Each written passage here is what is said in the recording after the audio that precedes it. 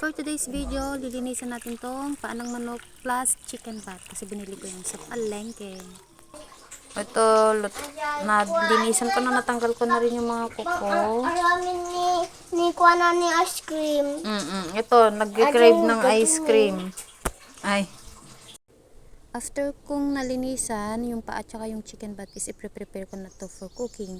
Kaso lang, may mga yalo-yalo pa na natira. Pero hindi ko alam, hindi ko kasi matanggal. Kinuskus ko na yan ng mabuti, hindi pa rin matanggal. Yung mga puwet ng manok, chinek ko na rin kung may mga naiwan pang buhok ng manok. Ayan, ito na yung mga ricado na gagamitin ko. Bawang, sibuyas at saka luya. Yan.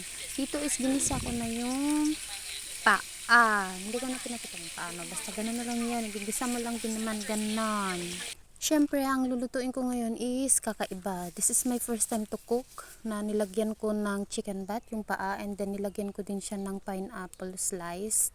At saka Del Monte tomato sauce. Ay, ewan, basta ganun na lang. Dati-dati kasi yung niluluto ko is ketchup yung nilalagay ko. Hindi ko siya pinupurong soy lang. Ayaw ng mga bata, gusto nila may thrill na kainin, yung uulamin. Ayan.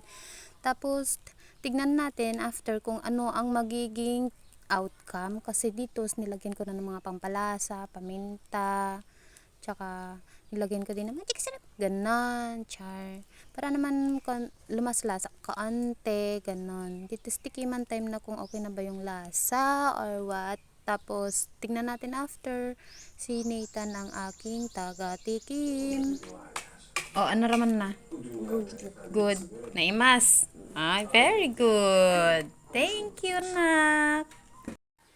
Ay, buti na lang. Kahit first time ko itong niluto is success naman. Salamat. Eating time.